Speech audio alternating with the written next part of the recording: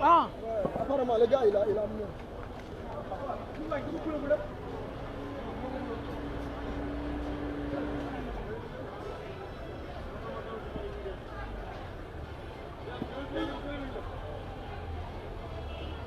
waaw mbokk internet yi yéen ñi may seetaan may live ngeen may woo bàyyi leen di ma woo su may live yéen a ngi gis maa ngi live yéen a may woo dag ngeen sama live bi envoyé leen ma texto rek jarul ngeen may woo wala boo leen may woo ngeen woo ma ne ci page bi moo gën bu may bàyyi leen dag ngeen sama live waaw yow maa ngi wax pareegu ma nga may woo bu damay live yéen ñi di ma woo ñëpp yéen a ngi seetaan live bi xam ngeen ne damay live numéro boobu ngeen may wooyee ci laan live woolee ma ci numéro bi ne ci page bi mooy 68 bi 68 bi waaw mooy numéro bi ne ci page bi bu ma woolee ma foofu bi ci laay liggéey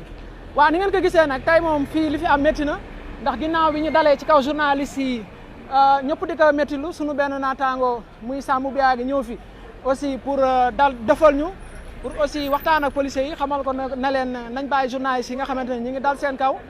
far ñu mujj Ah? Ça c'est injuste. Oui. Il y a crise d'autorité dans ce pays. Non, non, c'est injuste. Il faut régler ça. Ce pays n'a pas de loi. Vous faites tout ce que vous voulez. Ça c'est injuste. Ça c'est injuste.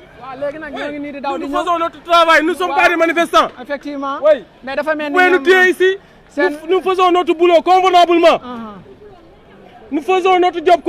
convenablement comme vous le faites. Pourquoi vous nous cessez? Vous voulez nous... Mais qu'est-ce qui se passe dans ce pays? Ce sont des professionnels. Nous faisons notre job. Suñu liggéey la ñuy def ñun suñu liggéey la ñuy def. xaaral bàyyi. waaw d'accord grand mais yéen nag yéen a ngi sànni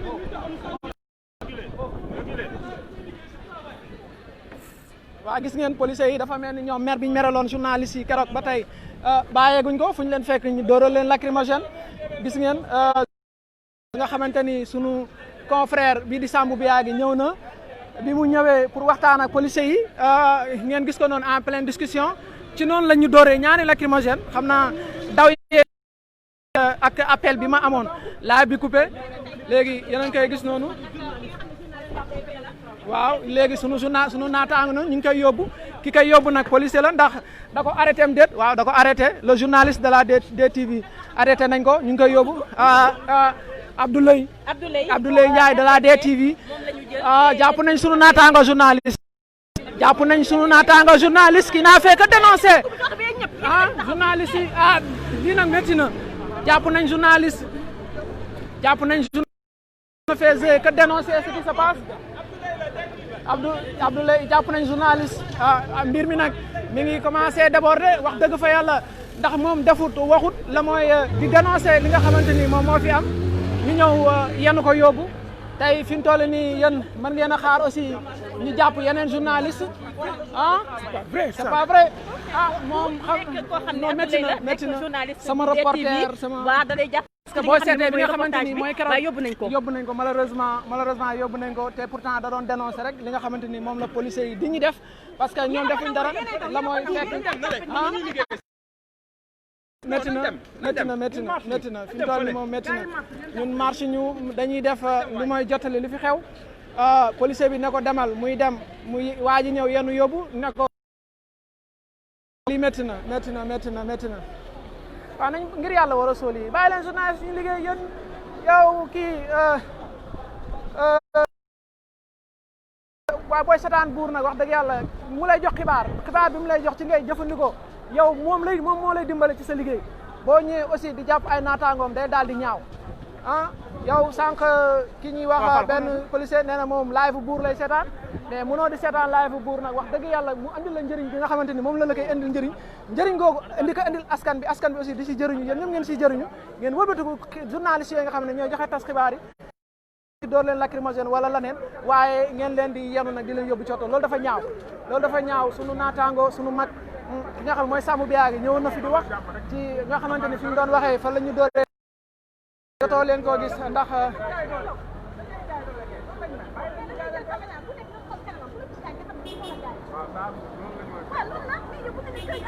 waaw wax dëgg yàlla métti na li fi xew métti na man fi mu toll nii sax ndax du ma décroché parce que lii moom dara jaratu ko joxe xibaar ñëw pour leeralal askan bi li nga xamante ni moo fi xew ñun nar la cee lor nar la cee teg fitna boo xamante ni yow yàlla tegu la ko del daal di métti te deful la mooy même policier yi nga xamante ni ñoo ko jàpp ñoom ci xibaar yu wér yu wóor yi nga xamante ni moom lay sama Bour TV di joxe ak i naataangoom di joxe ci ngeen di sukkandiku ngir mottali seen liggéey kon parce que ku ne xam na ne kaaw gi Mari Sagna bi li nga xamante ni moo tax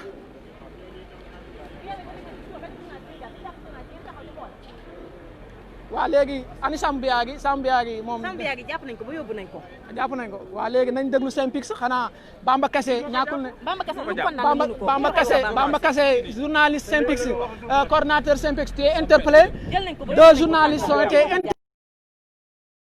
Pétavin et je pense que ñun ñoo ngi nii taxaw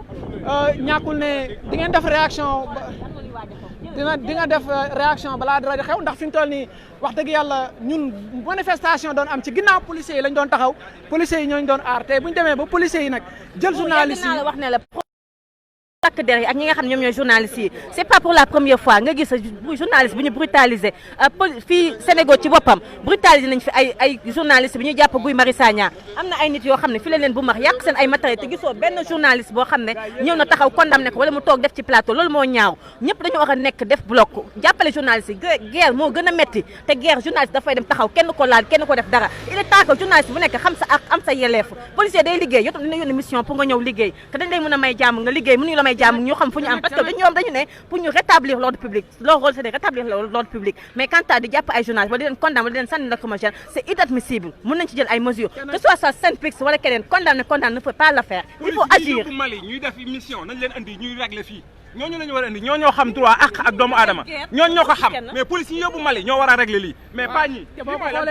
ko xoolee sax ñun un commandant peut dire que ci ay homam jël leen lacrymogène ngeen ciblé journaliste ngeen sànni ko ma wax naa ko sànq képp koo xam ne tey jii journaliste gaañu na fi wala commandant Diop moo joxe instruction commandant bi nga xam ne moo nekk mi ngi nii en direct on a les images amuñu kenn pour fenal ki benn kii la commandant Diop moom moo ne jël leen lacrymogène ngeen sànni ko ñu jóge fii loolu dafa war a jeex parce que ñun ay nit lañu ñoom dañ leen yónni pour ñu ñëw mission ñun tam dañoo jóge rédaction pour ñëw fii liggéey.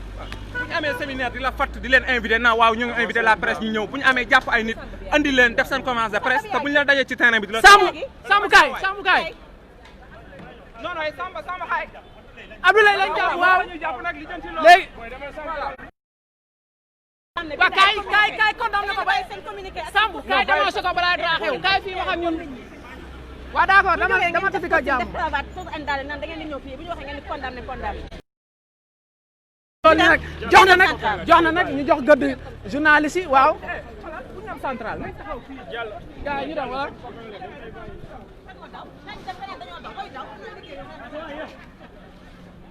xam naa li fi xew yéen téléspectateur Bour TV li ngeen gis mu xew fi tey métti na defe naa fan yi yëpp journaliste yi ngeen di gis ñuy dund lu métti dalee ko ci marche bi nga xamante ni nee nañ ñun journaliste yi ni ko police bi waxee woon waa Sénégal ne ñun ñooy seytaane boobu ñu doon seytaane xam naa moo tax peut-être fi ñu toll nii ñu singaluñu parce que tey ci suba ba ngoon ñoo ngi ñuy doori lacrymogène ñoo ngi ñuy bundu xataal ci sunu liggéey tey journaliste yi mer nañ waaw nañ bàyyi journaliste ngir yàlla war a sóol yi nag ñun defuñ suñu liggéey ñun dañ leen di leeralal parce que boo xoolee tey lu mel ni manifestation Guy Marius Sagna bi bu taxatoon ak journaliste yi ñoom policiers yi duñ xam li fi xew waaw parce que da nga koy gis sax ba ci marche tey bi tey jii policier buy déplacé yow amoon sa liggéey bopp bu fekkee CRG demul jàppal la yow da ngay xool journaliste yi fi ñu taxaw bu ñu déplacé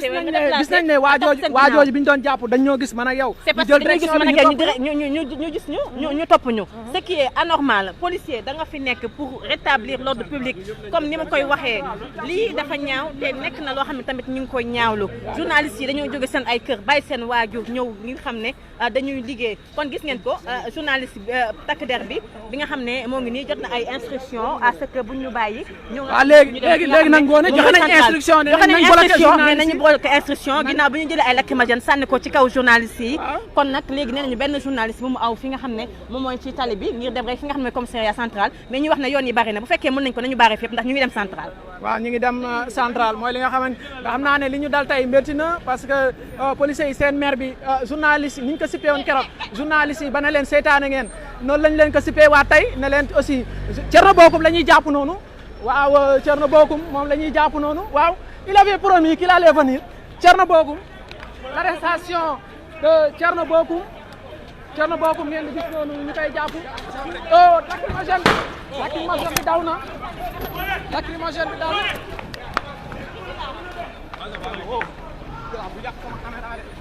waaw gis ngeen dugal nañ ko ci oto bi lacrymogène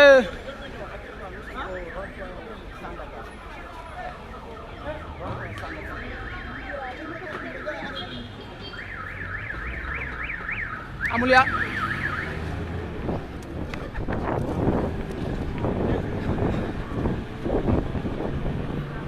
Thierno Bocoum ngeen di gis ñu koy yóbbu noonu ci jamono ji nga xamante ni ñoo ngi dénoncé arrestation sunu confrères yi ki nga xamante ni bu DTV te defuloon dara la mooy reporté policiers yi door ci kawam lacrymogène.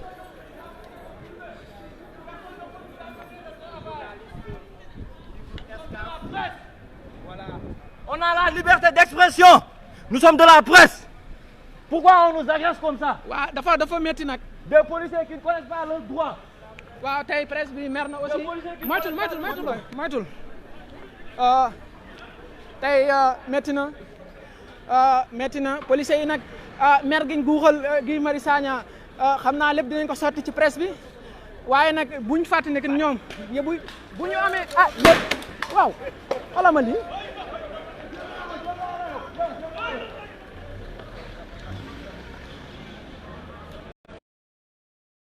ñu koy yóbbu beneen confrère a ngi noonu ñu koy yóbbu beneen confrère a ngi noonu ñu koy yóbbu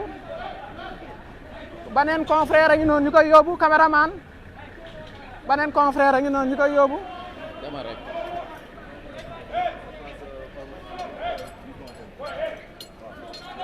beneen confrère a ngi noonu ñu koy yóbbu beneen confrère a ngi noonu ñu koy yóbbu waay feexewul waaw da koo jàpp sous prétexte que da doon saaga te yàlla seere na ne saagawul léegi libéré nañ ko oui yàlla seere na nee na dafa saaga journaliste yëpp taxaw ne ko saagawul ci lañ ko mujjee libéré te wax dëgg yàlla xam naa li taxoon ñu jàpp ko njort naa ne dégg ngeen ko ci live bi en direct mooy da koo sànni lacrymogène bi mu ne ko jàpp filmé naa la am nga kii bi léegi journaliste non waaw noo dundee mbir mi waaw mais injustice c'est pas normal ñun dañoo ñëw pour liggéey ñëw ñu pour ay manifester du yoon c'est pas normal waaw du yoon c'est pas normal et puis di sos naa ay dañoo saaga mu ne journal da koo saaga saagu ko devant nous saagu ko nañu bàyyi journaliste yi ñu liggéey waaw boy waaw d'accord géré rek man maa ngi fi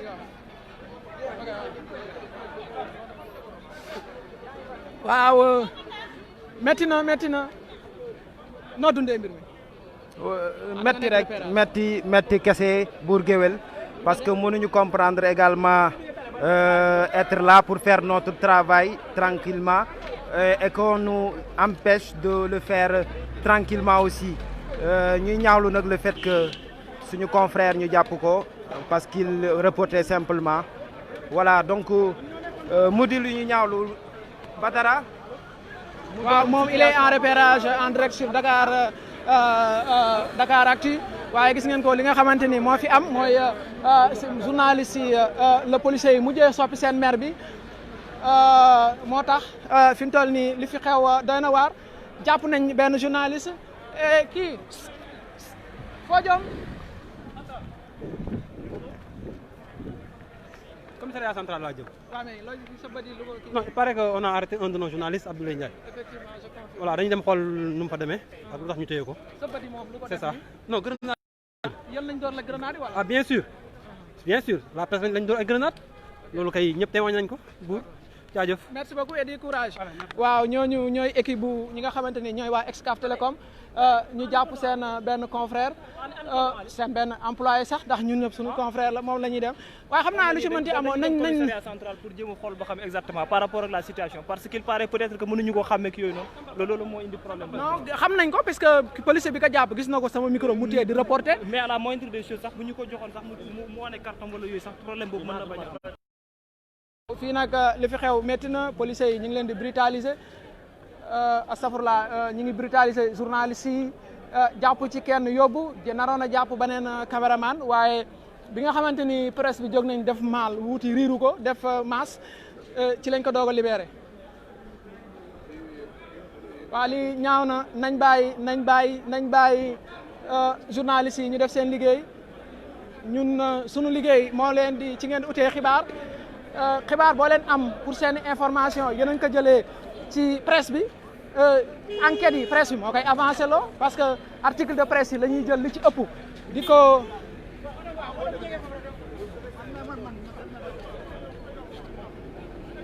waaw keneen a ngi noonu ñu koy jàpp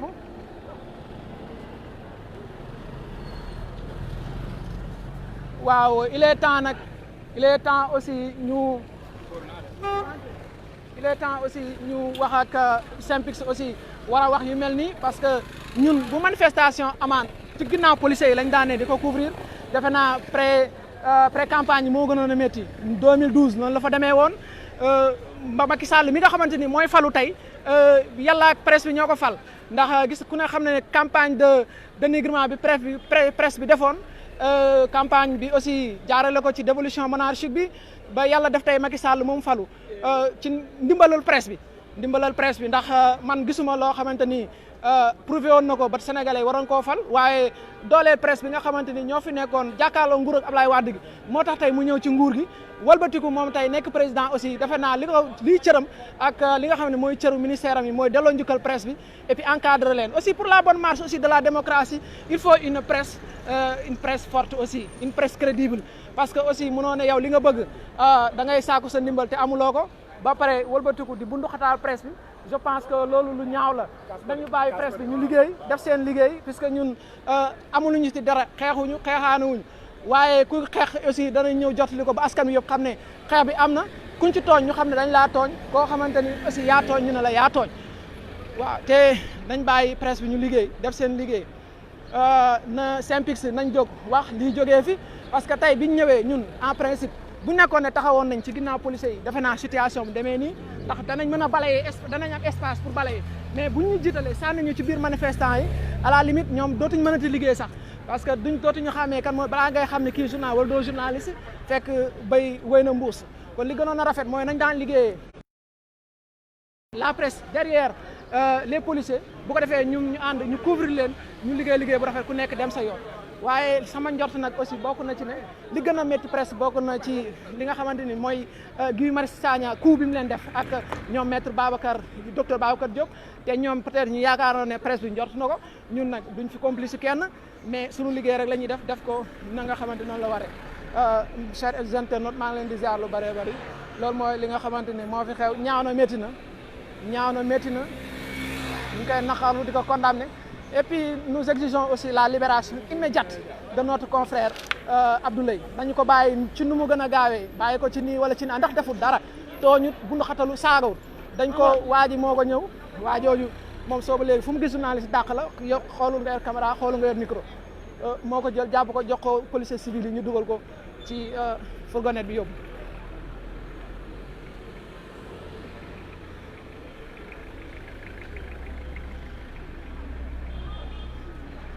ñaaw na lii moom lu ne mën nañ koo toléré waaye nag bi ñuy door lacrymogène waa baax na garaawut mën nañoo gérer boobu gis nañ ne dara waru cee mën a manqué waaye nag nañu bàyyi ñu liggéey nañ bàyyi buur ak i naataangoom liggéey nañu bàyyi buur ak naataangoom liggéey.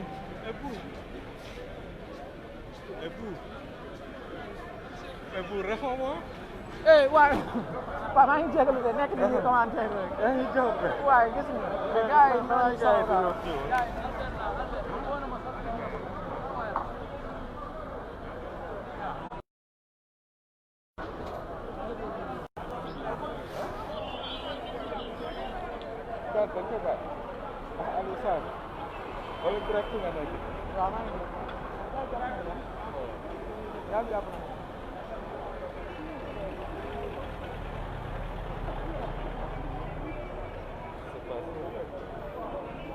La compagnie de Bourg.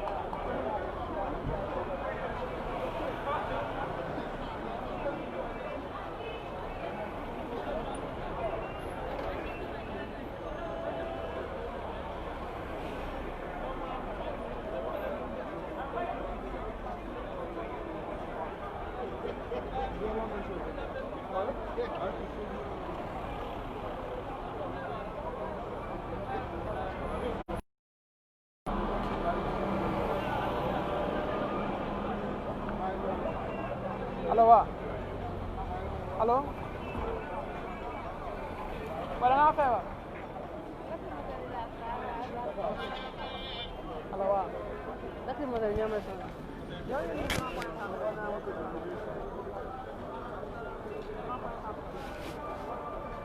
ko takk daa feebar rek borom de kii ko rek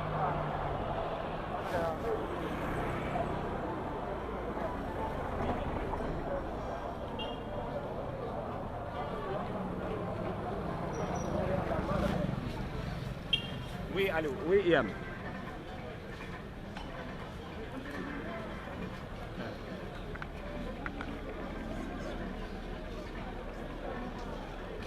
Tout à fait, Ian Dembatine. Après donc, les arrestations de Tchat Aliou Sané, Thierno Bocoum a été arrêté tout à l'heure ici au niveau du rond-point Sandaga. Mais ici, le constat il est unanime. À défaut de trouver des manifestants, c'est la presse qui est la cible des forces de l'ordre.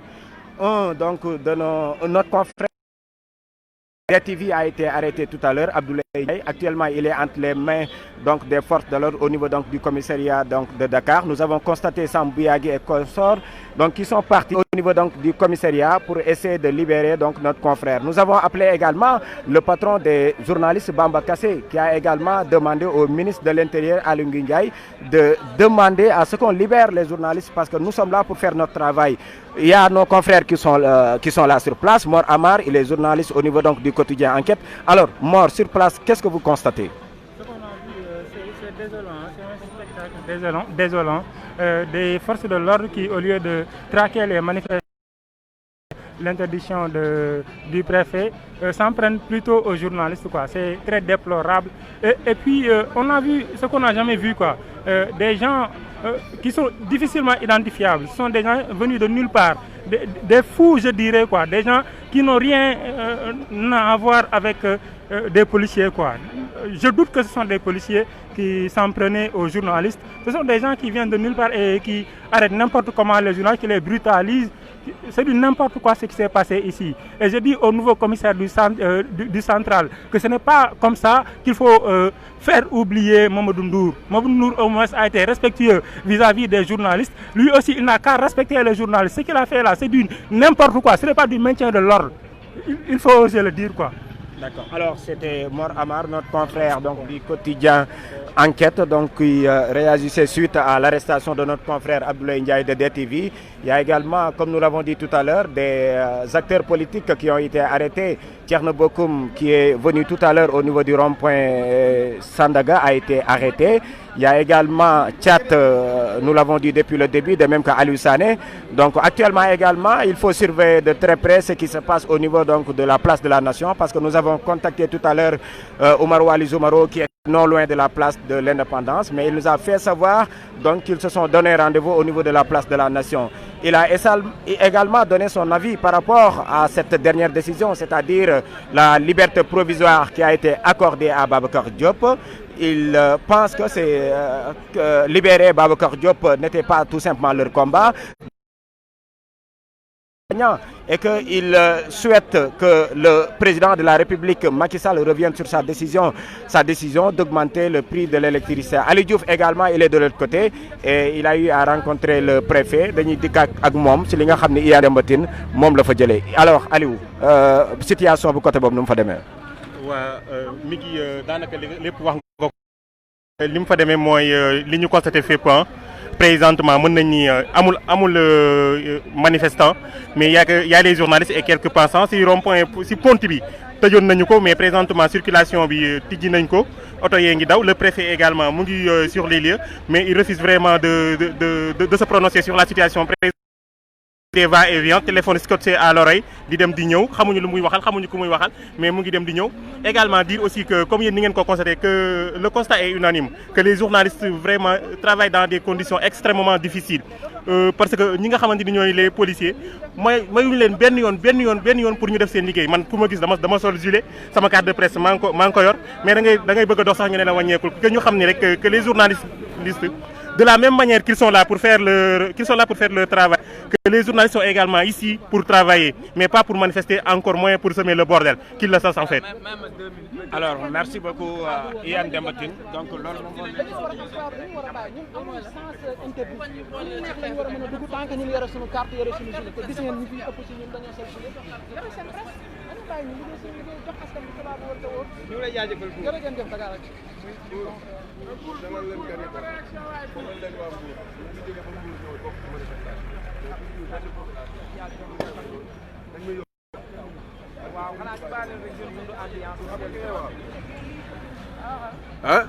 jaajëf Bour maa ngi lay sant di la gërëm ci ni nga ma dalalee ñun ñu ngi jógee ba Mbour ñëw bokk ci manifestation bi donc en tant que patriote en tant que sénégalais yoon la tey ñu ñëw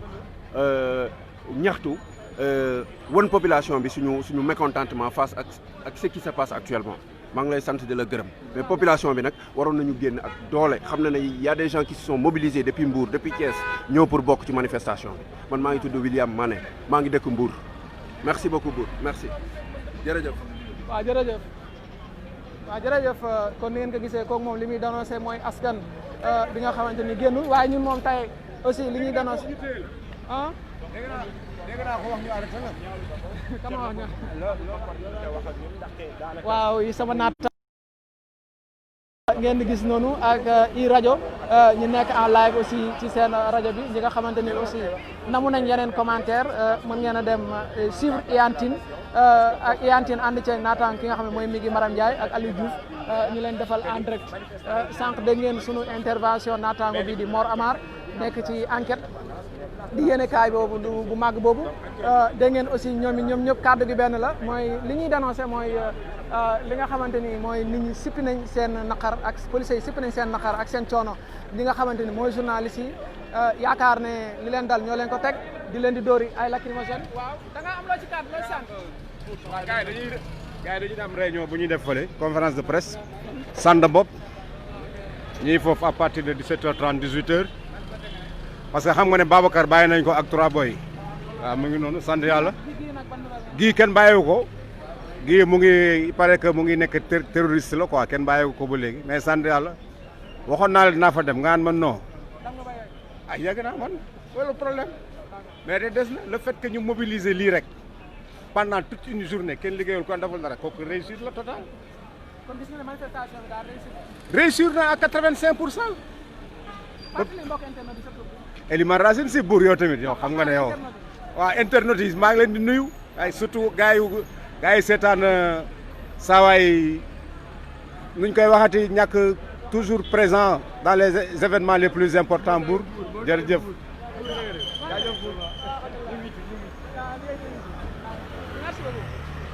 waaw gis ngeen ko ni nga xamante ni noonu la fi amee tey Sandaga tàng na métti na.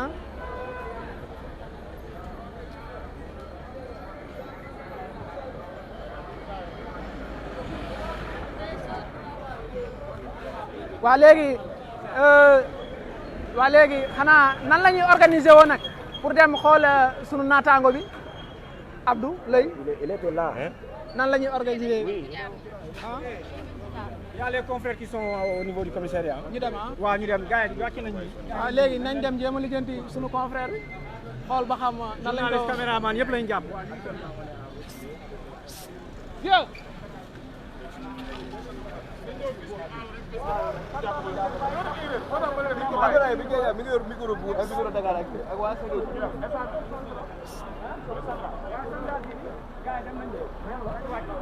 ñu dem central waaw dañ dem seet sunu naataango bi waaw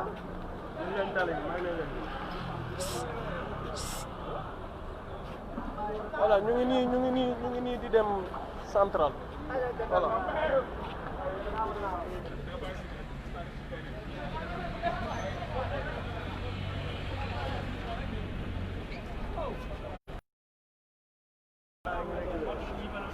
ñu ngi daw.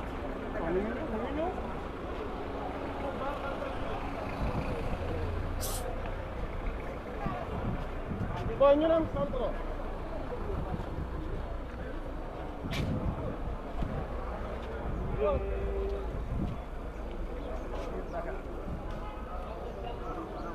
pharmacie bi lañ jógee ñu dem central.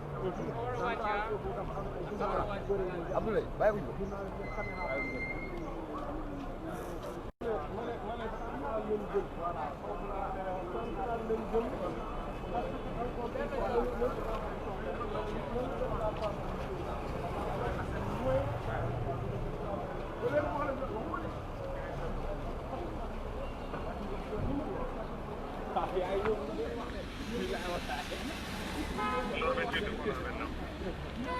waa léegi mbokk yi ni ngeen gisee image ñoo ngi nii di dem police centrale xooli sunu naataango bi nga xamante ni moom lañ fa yóbbu yéen a ngi gis presse bi ñoo ngi nii mobilisé wu gis ngeen policiers yi escorté ñu topp ñu suñu ginnaaw dafa mel ni policiers yi arrêté nañ marche bi de arrêté nañ de defe naa ñëpp ñu ngi ñëpp topp suñu ginnaaw ak seen i keesu lacrymogène waaw dañuy bañ gars yi kii ñu nee la ñuy jaar ñun dem centrale seeti sunu naataango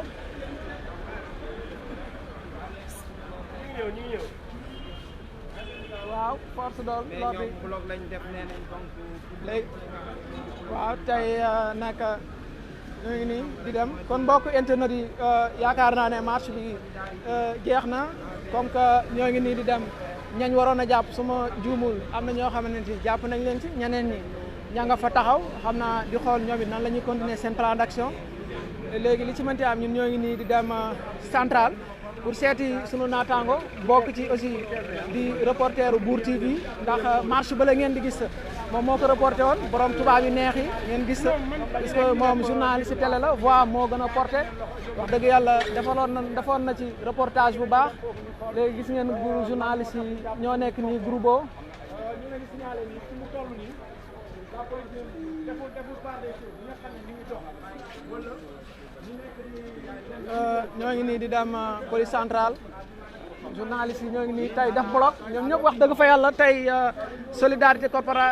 am na ci corporation bi ñëpp a ngi nii Dakaractu site d'information yi Sene News ngeen di gis noonu ñoom Sénégo suma juumul ñu ngi ci kanam 7TV moo ngi noonu kooku suma juumul kii di jàll noonu ngeen koy gis xaw ma ko ci presse bi waaye suma juumul policier en civil la moom it topp ci moom sànq ba tey moo ñu topp gis ngeen journaliste yaa ngi noonu waa ñëpp a ngi noonu ñoo ngi nii di dem journaliste reporter photographe caméraman ñëpp ñoo ngi nii di dem centrale pour seeti ki nga xamante ni mooy sunu naataango bi ñu fi téye ndax li tax kenn xamul ñu téye ko waaye li ci mënti am mooy ci suba ba léegi nga xamante ni 15 heures jot na ginnaaw julli juma ba tey policiers yi ñoo ngi koy defanteeg journalistes yi xam naa jël seen maire bi sippi ko journalistes yi yaakaar ne gii li ko yóbbu palais journalistes yi ca lañ bokk ndax démb sax su ma juumul am na ci question yi nga xamante ni ñu ngi ko doon laaj Guy Marius Sagna mooy journal policier bi si boppam dafa bind ne journalistes yi ñoo doon propulser Guy pour mu dem bi nga xamante ni Guy jógee na place de l'Indépendance di avancer ñëw ba fi nga xamante ni mooy primature policier bi dañ ne foofu la ko fekk mu taxaw mais journalistes yi ñoo ko propulser pour Guy continuer waaye xam naa li mu waroon a wax mooy Guy amoon na doole ba nga xamante ni moom mënu koo téye waaye nag waroon na cee bañ a tiiñaal journaliste ndax journaliste yi seen bu nekkee ne am na kenn ku ci sot ndax yaakaaruma ko te matériel am la yore parce que ku yore sa benn loxo di filmer benn loxo nga téye micro defe naa ne yaakaar nga am image bu baax wala bu nekkee rajo la nga téye sa dictaphone bëgg nga son bu baax wala bu nekkee presse écrite nga ne aussi téye sa agenda wala nga téye sa téléphone yaa ngi filmer wala ngay enregistrer son bi pour am loo nettali defe naa tal nga leneen lu mooy di pousse Guy Marius Sagna pour mu dem ci kanam kon wax jooju bu nekkee ne c'est confirmé du waxu kilifa du loo xamante ni policier war na koy yëkkati di ko teg ci journaliste amuñu benn intérêt di ba wax Guy Marius Sagna nankaan demal continuer sa yoon loolu nous la déplorons aussi te SYNPICS aussi war na ci wax bu nekkee ne loolu mu wax dañ ko confirmer ba ñu dem mu nar cee am procès ñu nar ko wax SYNPICS war na mën a taxaw laaj policier bi ban journaliste la bu ko deful aussi ñu exiger ko mu retirer ses propos parce que loolu amul fenn duñ ko gis ci image duñ ko gis ci film ñi nga xam parce que ça se passait en direct amul ci leen loo xam ne montage gis nañ ñoom ñëw amuñu doole téye ko mu continuer ñu ne journaliste yi ñoo ko buux loolu ñu koy métti du rafet waaw ñu continuer di leen wax ne ñoo ngi nii di dem aussi ba tey central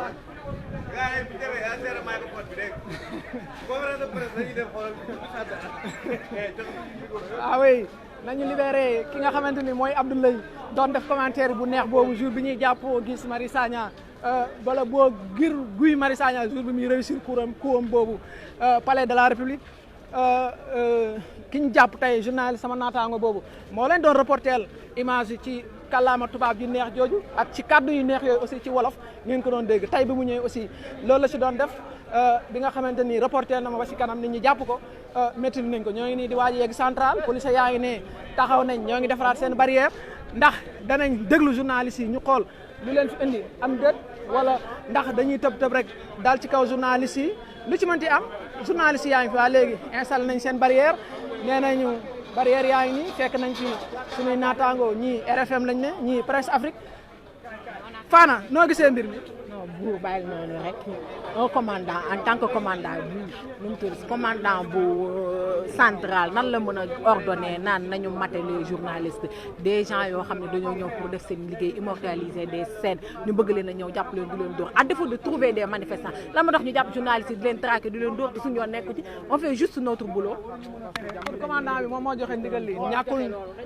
ñàkkul ne aussi commissaire bu bees bi dafa bëgg a marqué territoire am waaye tamit ni mu ko bëgg a marqué aussi doy na waar parce que bu koy marqué du ci journaliste la koy marqué. effectivement pas ñu ñuy wan suñu force parce que ñun dañoo ñëw doomu di liggéey. d'accord Papa Sala Gueye RFM noo gisee mbir mi. waa doy waar comme ni ko ñëpp gisee dem ba nga xamante ne dañ ñuy jaawaleeg ay manifestants te ñuy def suñu liggéey rek lu mel noonu war nañ cee jóg. ñëpp ñi nga xam ne ñoo yor kuréelu taskum xibaar yi muy waa convention des jeunes reporters ak ñi nga xamante ne ñoom waa SYNPICS war nañoo def li nga xamante ne moom mooy lépp li war ngir lu mel ni dootul am parce que di buntu xataal ay journalistes parce que seen liggéey la ñuy def dafay doon loo xamante ne à la limite dafay doy waar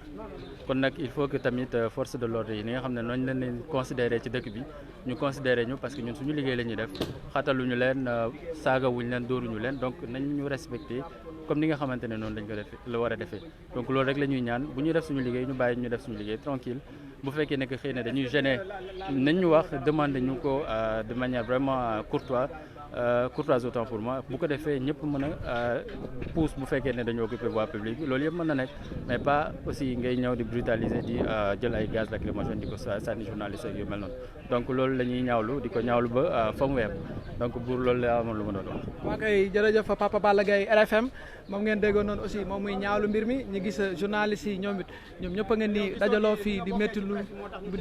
bu delloo ci mbir mi am na benn naataango bu ñuy interviewé foofu pour aussi dénoncer mbir mi parce que aussi journalistes yi ñun suñu liggéey la ñuy def te ñun ak policiers yi on se complète comme ni ma ko waxee sànq seen i enquête seen i lépp journalistes yi ñoo koy matal ñaaw na te ki ka jàpp xam na ne waa ji journaliste la ndax man maa ngi si yor sama gilet presse waa ji teel ma caméra bi te nee nañ ko journaliste la mbaay malgré tout yenu na ko yóbbu léegi gis ngeen ñoo ngi nii di defar barrière am policier bi nee na ku jàll barrière am ñoo ko tooñ waaye incha allah bu dee loolu la ñun duñ ko tooñ nga xam naa ne barrière am yi dinañ ko fi rombal bàyyil ko fi waaye tamit nag dinañ ko ne Amadou noo gisee jàpp bi ñu jàpp suñu naataango. waaw doy na waar trop bu doy na waar trop tey jii nii moom liñ fi gis si situation doy na waar dafa mel ni ne mosuñu ko fee gis kon nag nañu jàpp ne rek bon nañuy ñaan rek lépp mujjee ak jàmm salaam quoi incha allah. non amul benn motif dañ ne ma waroo jël benn policier bu nekk en marche mooy waroo jël policier boo xam ne mi ngi nekk position boo xamante ne rafetul maanaam ñoom ñun seen i ñaaw ñun waruñu ko jël ñun loolu lañ ma wax en fait. ok jaajëf. dañ la sëñ bi na nga def nga baal ma. dootul si nooy Babacar Kane dañ laa jàppoon. dañ ma jàppoon waaw ñu ngi may door a bàyyi nii. Sunugal 24. lu tax ñu jàpp la Babacar. waaw dañ ma jàppoon parce que dama doon filmer juste Sunugal 24. dama doon filmer bi ñuy jàpp ne bokkum après gars yi jël ma. ba dañoo supprimer sa image. waaw supprimer nañ sama deux éléments booy arrestation Thierno Bocoum bi ak yeneen yi ma doon jël bi muy dugg si oto beeg affaire yooyu noonu si lañ ko jël. dañ ko supprimer waaw. policier bi dafa nangu sa part filmer ko. dafa nangu sa part. dana ma xool image yi ma woon ko image yi parce que policier bi dafa am lu mu wax bi mu wax loolu noonu ñu doon vérifier ndax dëgg la bu ñu xoolee gisuñu loolu si lañ supprimer loolu parce que dana man maa wax ne policier bi day jooy mi ngi jooy maa ngi koy filmer te gisul loolu man je suis pas reporter si caméraman ci loolu noonu la ma jàppee yóbbu ma téye sama objectif bii parce que objectif bi mu ngi ko téye laa na ko bàyyil objectif bi si loolu lañ échangeante ay wax ci la ma jàppee noonu après ci la ma yóbbu ci auto police bi am na yeneen journaliste yu ñu jàpp am na kii nu à part Abdou lañ ko bàyyi gisuma en fait beneen journaliste bu nekk gis nga jàppaat nañ beneen manifestant di ko yóbbu nii du yoon quoi en fait mu ngi noonu affaire yi daal doy na waar quoi xam nga foog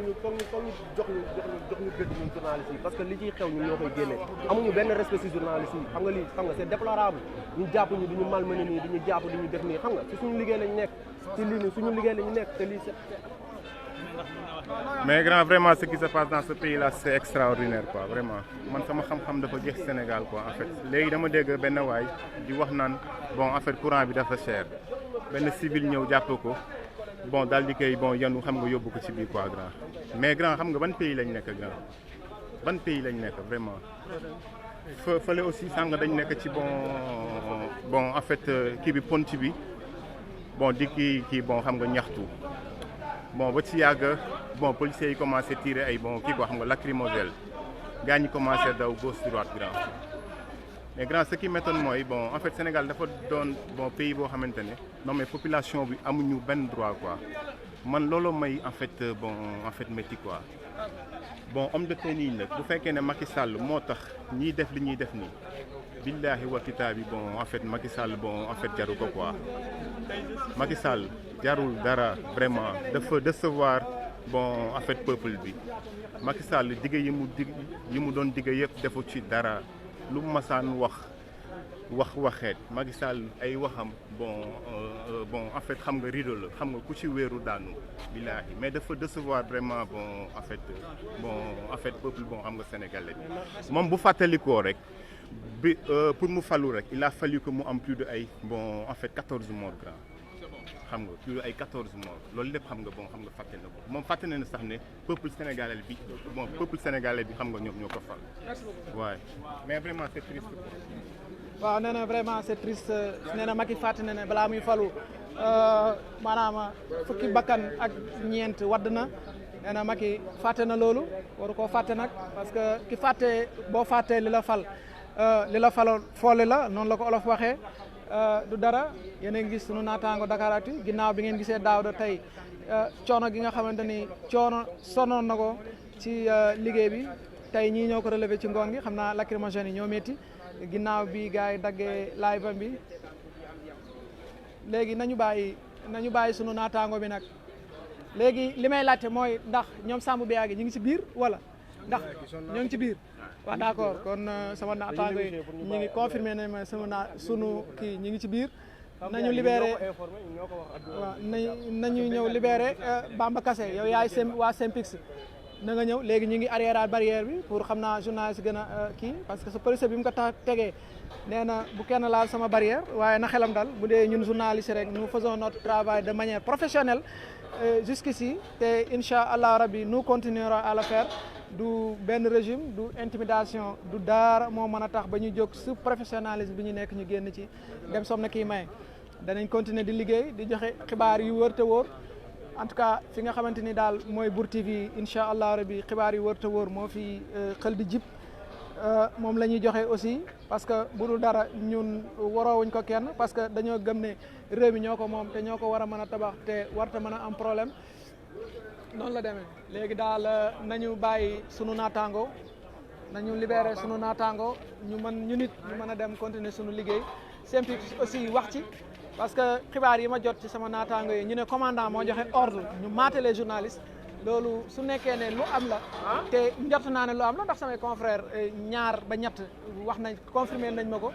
ne commandant moo joxe ordre ne leen mater leen ma journaliste loolu ñaaw na c'est pas parce que dafa dégg Souleymane Ndéné Ndiaye ne il faut mater les citoyens rek moom mu ne nañ mater journalistes yi kon day ñaaw kilifa am na beneen tànk boo xam ne war na ko mën a taxawee la mooy jàppal leen ma xale yi ma dóor mag ñi loolu du lu rafet ci réew doxalu réew ab maatee doxalu réew dañ koy waxtaanee boo nekkee yow yaa ngi jóg ne da nga yokk courant askan bi ne ñoom nanguwuñ ko dañuy nangu courant bi yow nga ne ci loo koy teg mooy électrification monde rural da nga koy électrifier waaw nga ne subvention bi naa ko teggi waa d'accord waxtaan ceeg askan bi buñ ne la d'accord yi ngeen xool noo leen jubóoyee ba mbir moomu am bu nekkee mënut a am aussi ngeen fexe waxtaan ba diisoo ko waaye dama koy def par force kenn du ko wax loolu kilifa du jiite noonu kilifa du jiite xadar kilifa du jiite doole kilifa du jiite leneen te Macky Sall aussi loolu du coow du cëram bett nañu ndax biñ koy fal yaakaar lañ amoon ci moom yaakaar ne ndaw la parce que biñ ñëwee dañ ne woon ne après les indépendances ñu ñëw yaakaaroon ne buñ ñëwee dana def loo xamante ni ku ko ci gis naw ko ci ne il est né après les indépendances waaye ni ñu gisee mbir yi di doxee dafa mel ni moom il est né avant les indépendances te loolu rafetul parce que démocratie Sénégal fi mu tolloon waroon na weesu fii ñuy jàpp ay journalistes yi manifester te deful la mooy joxe xibaar.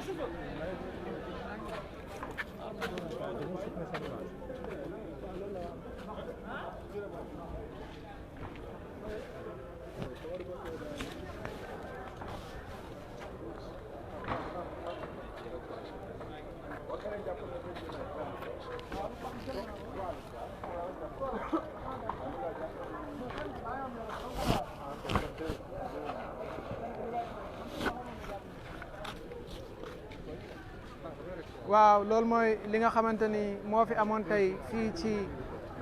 centre ville fii di capitale Sénégal muy diggu xolu Ndakaaru Ndiaye ci avenue Pétave 20 li wër place de l'Indépendance mooy dox ñaxtu bi ngeen fi doon suivre sànq ba tey en direct sur Bour TV te policiers yi jàpp reporter Bour TV bi di liggéeyee fee nga xamante ni parce que man li ci ëpp ci samay naataango buñ ñëwee ñooy jël sama micro wala maa leen koy jox ñu may commenter ku ci mel ni Abdoulaye ki ñu jàpp nii tey marche bi ngeen doon suivre ci ni ma leen ko doon waxee sànq ci ginnaaw Guy Marius moo ko doon commenté ak voix bu neex bi ngeen ko doon déglu di ci bànneexu kon jàpp leen ne reporter Bour TV lañ jàpp te Bour mi ngi exiger ñu libéré ko nañu libéré sunu reporter deful la mooy liggéeyal askanam deful la mooy rendre digne et loyal service au royaume nañ bàyyi jàmbur ji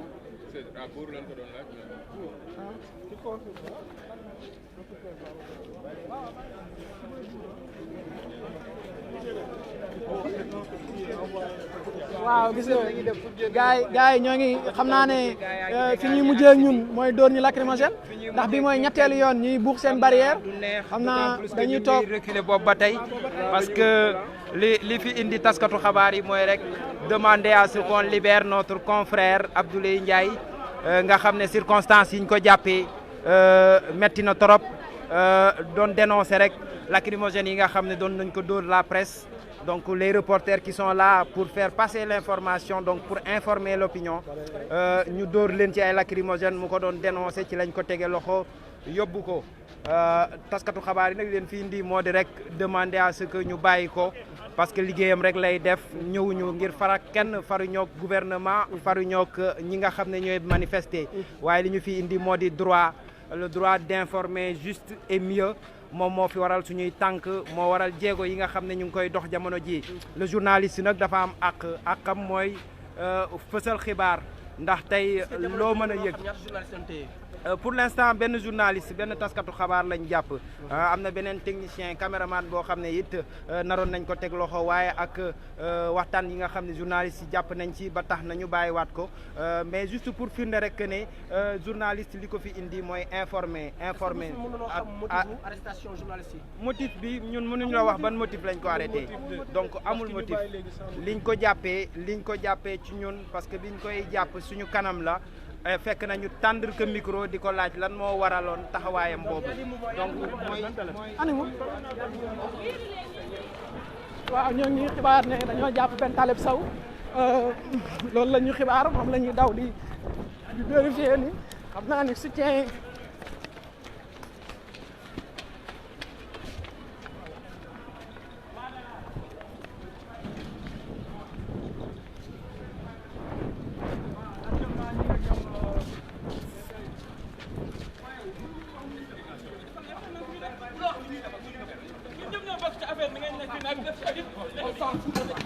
bu leen waaw ab journaliste lañ jàpp ni non non du journaliste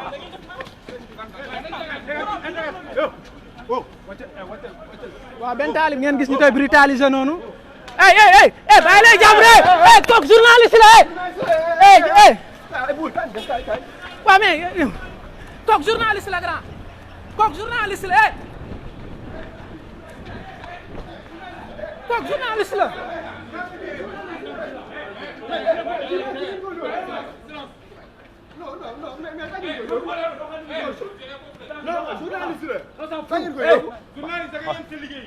ci liggéeyam la yem.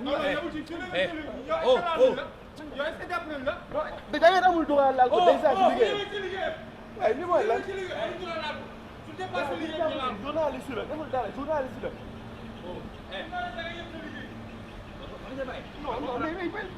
da ko fekk ñaari gars yi c'est son on a eu par téléphone la ngeen jël jox ñu seen photo image ñu gis ko moom on peut pas identifier ça bi tant que taxawul mais c'est bon la preuve par les écrits question ay micro taxaw mu nga ànd ak kii mu nekk ku si bokk ñu jox la affaire nga téel ko dañ daa bañ defee bu ko feri nga bàyyi au nom de Dieu sur la tête de sama maman dañ koy bàyyi ah tamit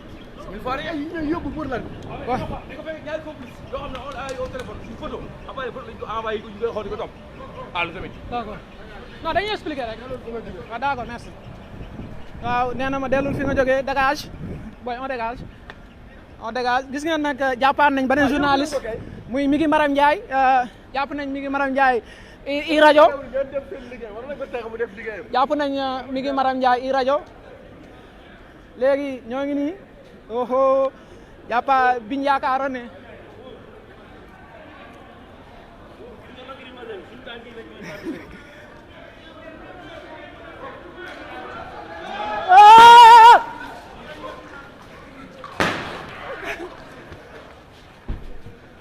sipi nañ ko journaliste yi nag jàppaat nañ beneen journaliste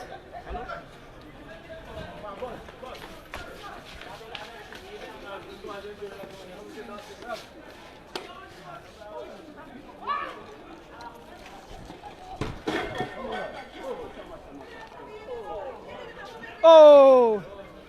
oh oh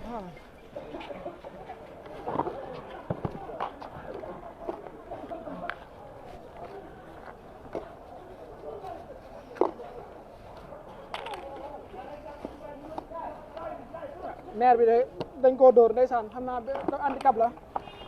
bagage sami laa doon for noonu bagage sami laa doon for noonu maire bi handicap la dafa daw ngeen gis gars yi nduufaan ko noonu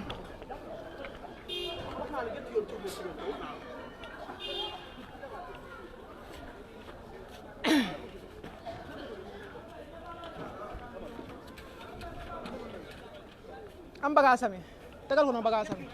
jëf grand nekkal ci jàmm yow tegal ko bagage sami nekk ci rek yow dégg nga waaw incha allah grand ko nekk ci rek ñoo ko bokk baay ñoo ko bokk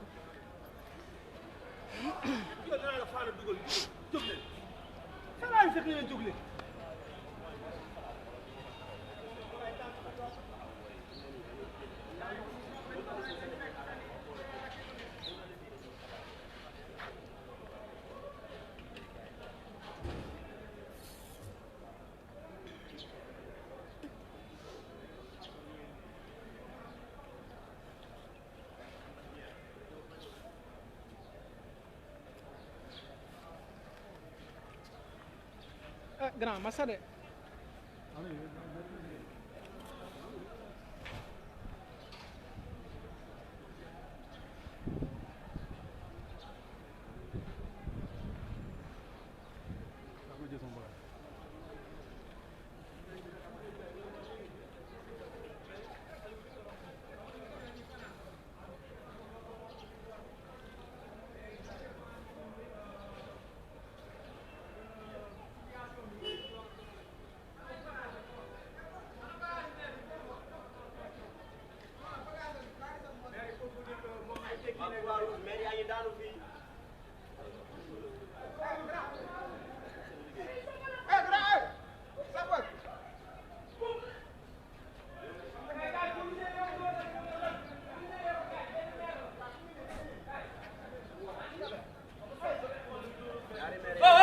fii la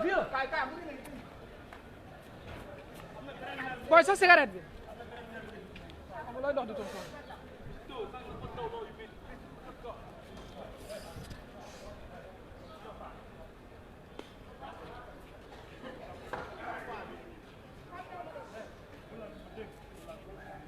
booy yow da ngay tox di sa cigarette sama cigarette bàyyi tox moo ko tal xanaa boobu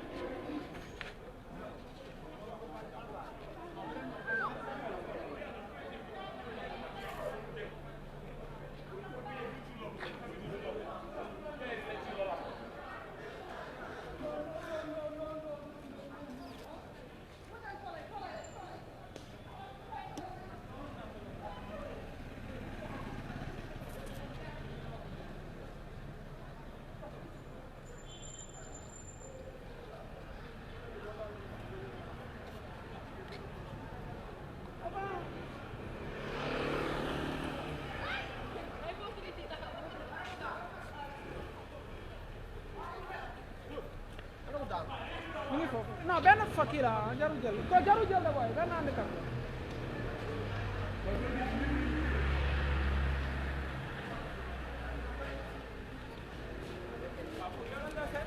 waaye maa ngi nii copain jàpp na la non jàppaguñ ma de yàlla non ndox laay wut pour naan ko gars li ñu la def nii lakk ma lañ la dóor tant que journaliste yi lañ koy sàddi léegi gars ñoo ko tey grand doo ma jaay ndox balaa ngay tëj ndox de laa bëgg ah waaw gars yi sérieux wuñ quoi bilaay gars yi sérieux waaw sama gars yi ndox de laa yor gars yi dañuy dàqewaat encore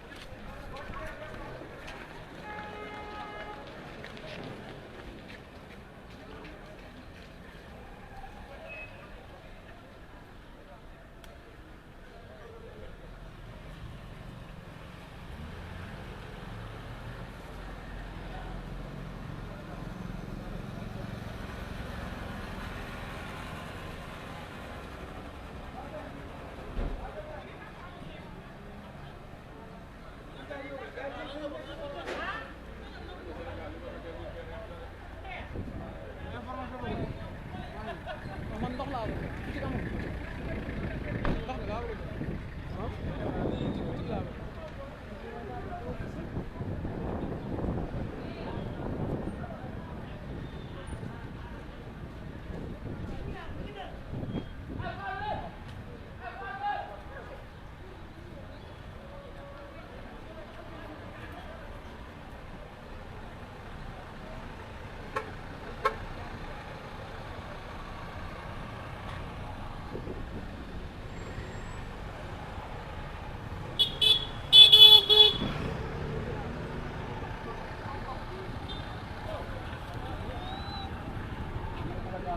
waaw fii moom fu mu mën a di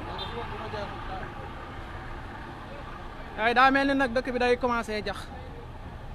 mi ngi saxaaree côté bu ne gauche ak droite xam naa ne wala écoliers yi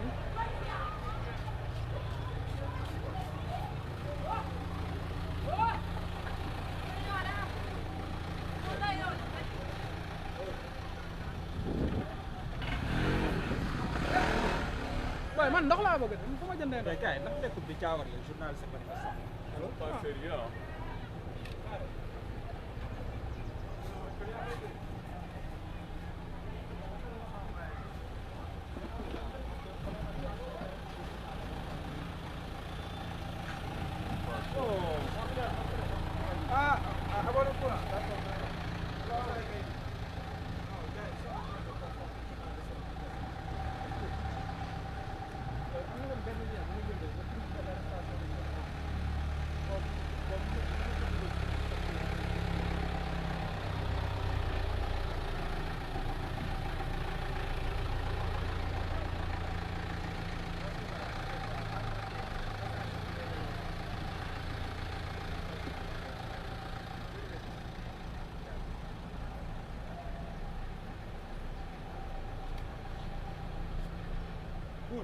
waaw. ba soutenir nga sa copain. kan noonu. non waaye bañ a soutenir fa laa nekkoon. ndox laa bëgg ndox boobu mais boutique yëpp tëj. boutique yëpp a tëj loolay problème bi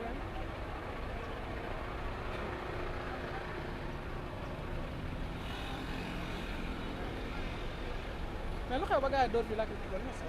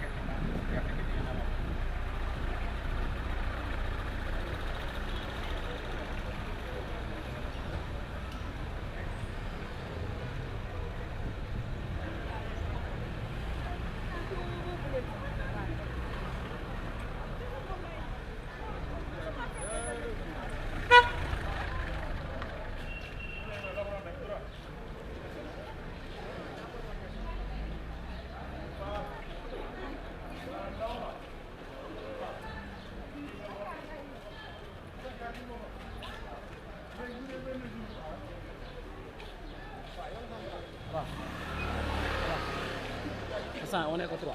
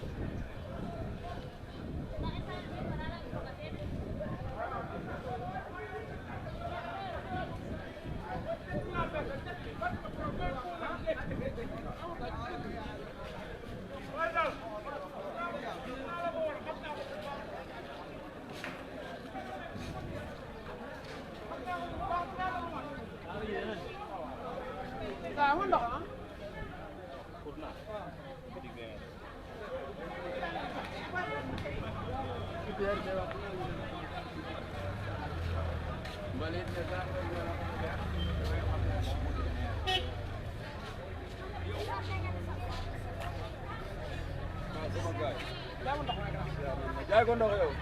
sa waay.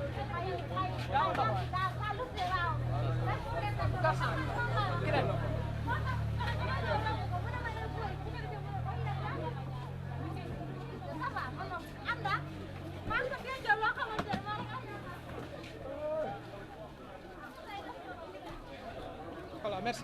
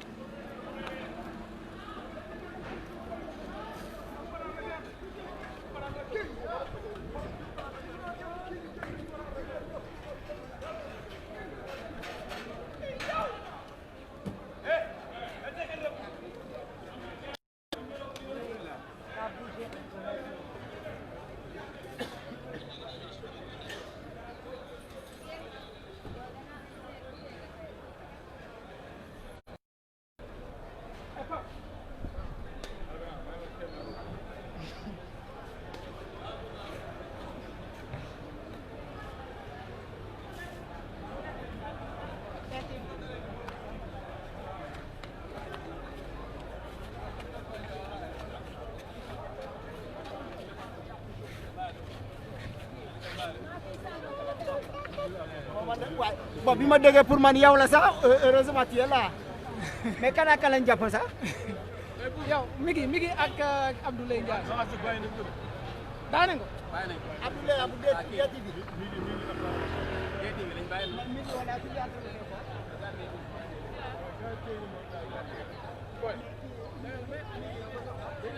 boy da ngay doog a ñëw yow vrai ndaw kunda nga ndaw kunda yëpp tapet lañ. ma liggéey suba dama ñëw rek. ah ok nu mu demee. ça va. yaa ngi géré. dañoo libéré Abdoulaye ah. xaaral ma avancé xool. Sidi naka waa. yaa ngi ko.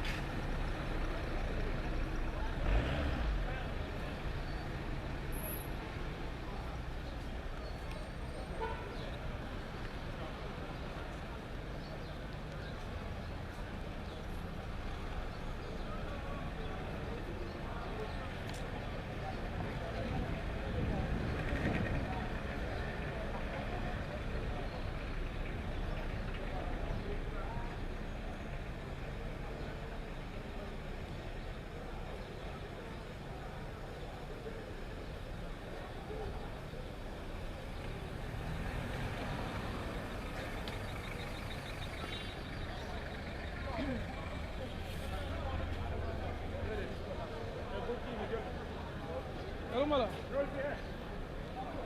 dañoo libéré am. waaw Miki jàpp nañ ko bàyyi ba. Miki jaaw libéré nañ Miki. libéré nañ ko Abdou libéré nañ ko. Abdoulaye waaw. ah c'est bon alors. bonne nouvelle. chers internautes Mbour TV bonne nouvelle. dañ maa jàppoon. ku la ko balaa ngay bind doo recoupé. oh wow. Moi, c'est une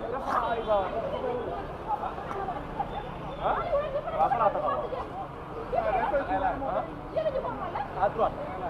Buur. yaa. moo d'ordre bi xam nga lan la. déedéet. courant bi dafa cher. benn waay fii la taxaw léegi nag courant bi dafa cher jàpp ko. man sama kër ku ko wax courant bi dafa cher la man maa la yóbbu police.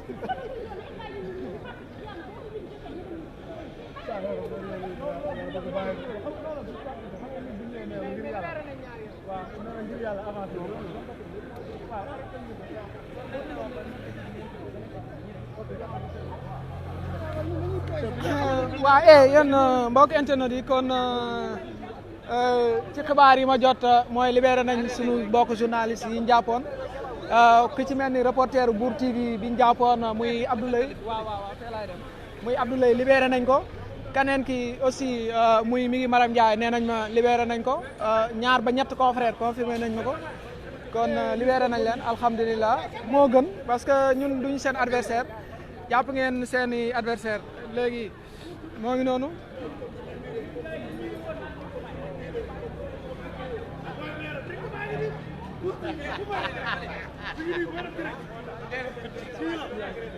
lu mu wax mu ne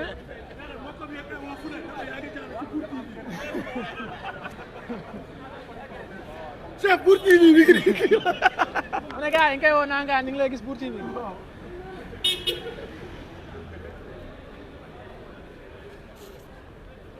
waaw policier civil yaa ngoog. ma ne policier civil yaa ngoog. ñoo ngi noonu ñoom ñoo civil lu dugg ci biir gaañ ñi di jàppaate rek policier civil yi il faut les dénoncer. waaw je pense que mbokk internet yi kon su ma juumul manifestation bi daal di ne mën nañoo wax ne on peut considérer que c'est fini léegi gars yaa ngi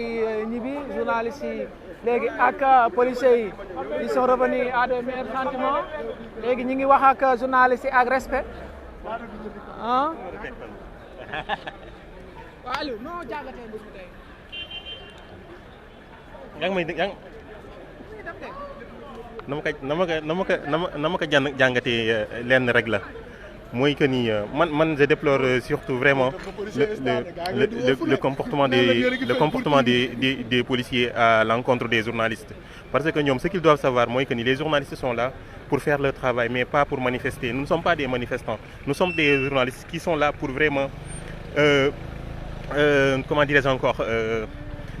rendre compte aux populations qui ont le droit d'être vraiment informés. Mais on est vraiment, les journalistes sont matés par les forces de l'ordre qui les traquent jusqu'à leur dernier retranchement, ce qui est inadmissible à mon avis.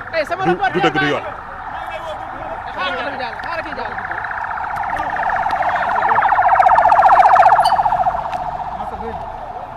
kii du sama reporter waaw sama reporter yi waaw gis nga de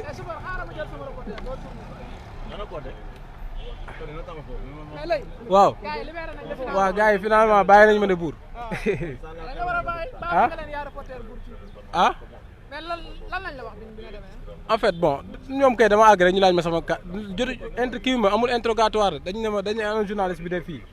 ma wax leen ma après si la signalé wu ñu ñëw ne ma an sa carte ma génn sama carte après si lañ ma kii si lañ ma woo bureau man dugg ma sax fi gars yi doon dugg si lañ ma woo bureau commissaire ma waxtaan ak moom après doon quoi mais problème bi ñoom dañoo war a sur place ñu identifier la quoi laaj la sa carte professionnelle bi ngay liggéeyee c'était mieux quand même que ñuy tëb a tëb noonu rek yóbbu la donc mais non pour man il y a manque d'organisation bu am au sein même de la police des forces de l'ordre et au sein même des journalistes war nañu mën a def de sorte que parce que ñun ñaar ñëpp ñoo bokk liggéey bi ñoom dañoo ñëw pour peut-être sécuriser le périmètre ñun tamit ñëw pour quand même véhiculer l'information qui s'y passe de ce fait loolu bu amee ñoom war nañu fexe ba am benn positionnement bu ñu am boo xamante benn journaliste ci loolu parce que journalistes yi ñëwuñ ci pour jaay ñëwuñ pour jënd ñëwuñ pour dañoo ñëw pour joxe information askan bi nga xamante ni ñëwuñu wala ñu ngi seen kër wala ñu ngi seen bërëbu liggéeykaay pour man war nañoo gën a mën a yombal aussi la presse seen liggéey parce que tamit ñoom ñaar ñëpp ñoo bokk liggéey bi pour man waru mën a am gaañ quoi waaw jaajëf ñoo far waaw merci waaw merci beaucoup Abdou merci beaucoup waaw gis ngeen journaliste boobu moom lañ fekkoon muy reporté ci micro Mbour TV ñu yenu ko yóbbu nee na bi mu demee bi ngeen ko déggee interrogation bi sax jotu yàgg xam naa bi ñu déggee alerte yi ak li nga xamante ni moom journaliste yi ñoo ngi ko doon def di riposter ci lañ ko woo ne ani journaliste bi fi ne nee na ñu woo ko après ci la ñëw waxtaan ak gars yi ñu laaj ko carte am après ñu libéré ko waaw noonu la waaw kay noonu la da leen koy doxalee noonu parce que journalistes yi seen liggéey la ñuy def bien vrai que sax ku si àndul ak moom aussi tey suba di nga ànd ak moom ndax ku si nekk sa position bi nga ne moo tax dooy gaaw di ànd ak journaliste mais boo demee ba jógee ci position boobu demaat ci beneen position tamit da ngay mujj ànd ak journaliste yi parce que yàlla dafa dogal jamono ji dund fi te dundoo ko xibaar dundoo journaliste yi jafe na liggéey fi aussi te liggéeyaloo journaliste lu jafe la police yi nii tey di liggéey bu ñuy def seen kii descente nocturne yi dañuy bëgg appui presse parce que souvent ñoom ñoo lay envoyé demande de couverture ne la kaay couvrir ma lu si jublu nga tasal leen xibaar bi nga xamante ni bés bu set ngeen dégg ñu ne un tel commissaire a fait le sacre coup de tel commissaire wala ngeen dégg ne les hommes de commissaire diw yooyu yëpp journalistes yi ñoo koy def ngir fësal liggéeyu commissaire yi kon je pense que bu ñu dajee ak journalistes yi terrain yi ñoom li ñu war ñoom premièrement ñoom ñoo war a protéger suñu intégrité physique et ci bàyyi ñu aussi ñu liggéey puisque ñun on fait le travail de manière professionnelle. pour yow mi fekkee l'arrestation de Abdoulaye Ndiaye nekk journaliste. foo nekkoon ba fekkee woo ko. maa ngi woon biir place de l'Indépendance. yow biir place dafa am manifestation loo fa doon def. c'était pour voir. yaa ngi doog a ñëw Khalifa. waaw léegi defal ma témoignage boobu noonu. defal ma la foo nekkoon ba nit ñi. pour daw l'arrêtant pour le reporter choc. dawuma da nga waroon a ñëw gis naa nga may woo may rejeté sa appel. déggoo fa. laa leen fa kenn dugg fa man dugguma fa. yow mooy da nga dugg place de l'Indépendance. noo dafa dugg fa. Bour. naka nga def ba dugg. Non, Bour, xam nga nous sommes sur le terrain et c'est l'expérience qui a parlé. Nous avons juste utilisé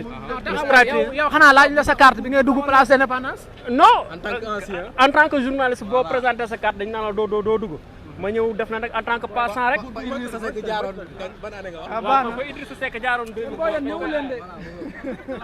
yéen kenn ñëwul mais c'était compliqué nag Khalifa pour dire vrai parce que fekk nañ gars yi foofu xale kii comment dirais Abdou muy defal Bour TV reportage bu nice comme ni mu koy defee habituellement mais malheureusement journaliste bi policier bi ñëw jàpp ko fekk na ko nag xam naa li muy wax moo ko neexul mooy da doon dénoncer li nga xamante moom la ñuy jàpp loolu la gars yi man léegi gars yi yéen ko yóbbu mais heureusement libéré nañ ko. Voilà, c'était le témoignage de Bour Guédé. yéen la leen di def fii yéen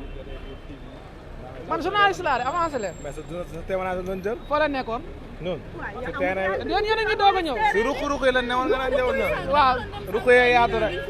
waaw dem leen seetaan sama live bi da ngeen ko amaat léegi. Dakar ba yaatu rek.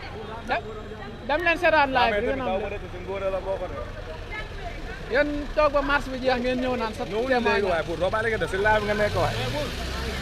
waaw dem leen seetaan live bi la témoignage yaa ngi foofu mais Bour jaajëf. waaw merci encore waaw merci beaucoup mon frère.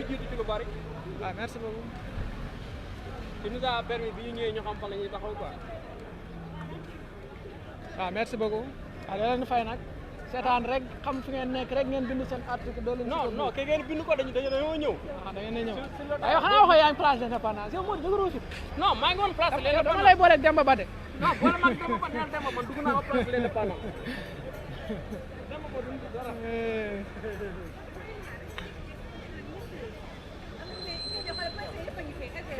mais Sénégal léegi yéen seen kii bi gis ngeen ah. gars yi bàyyi nañ gars yi.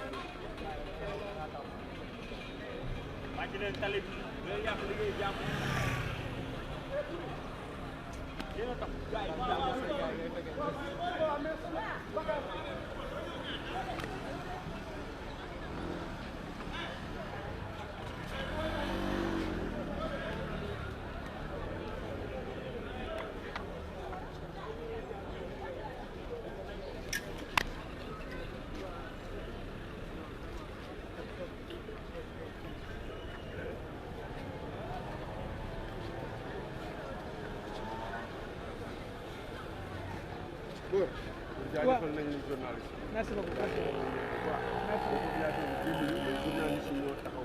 wane seen bopp. merci beaucoup jaajëfal nañ leen bu baax. merci beaucoup merci waay Sénégal. merci beaucoup.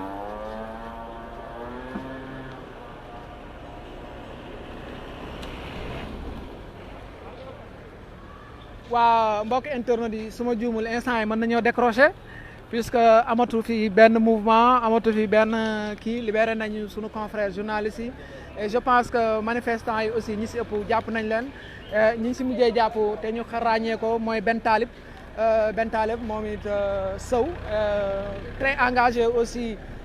ci mouvement ñoo lànk mais aussi ci li nga xamante ni mooy aar lu nu bokk kon on se donne rendez-vous incha allah très prochainement ci beneen manifestation wala aussi ci beneen rencontre boo xamante ni c'est intéressante ñu war leen faa mën a teewal pour dëgtal leen xibaar yi nga xamante ni moom moo fa war a jógee kon ni ngeen koy waxee Mbour TV li ngeen fi àndaloon tey fii ci place de l'indépendance jaaree ko ci péta 20 bi ngeen gis li fi am policiers yi xaw fee lottal journalistes yi di leen di dóor yi ay gaz lacrymogène di jàpp ñenn ñi di leen di bundu xataal waaye yàlla dogal na aussi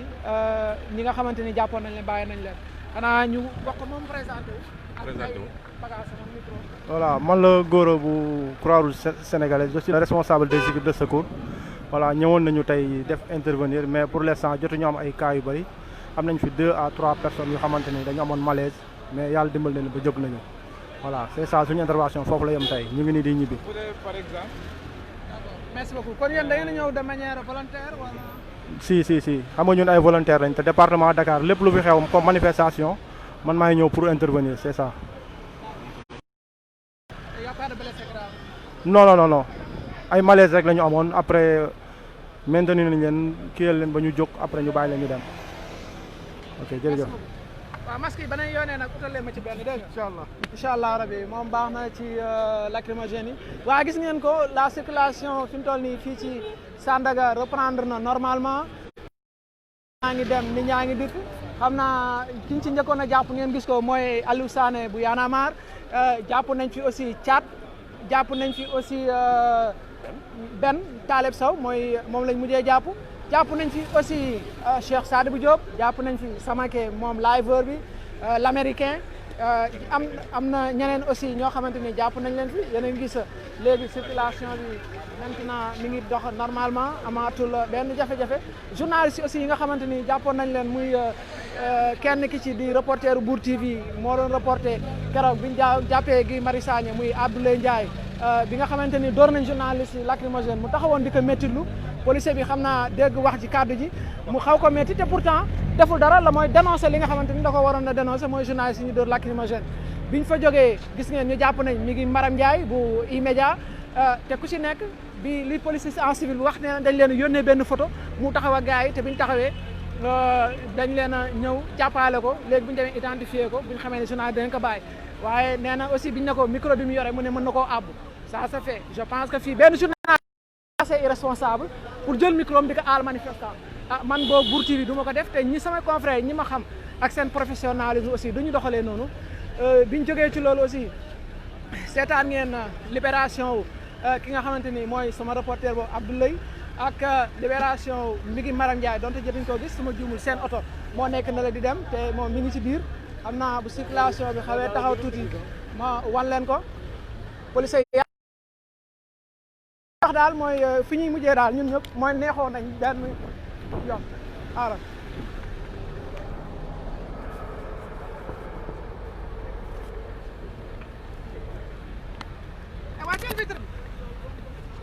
bàyyi na ma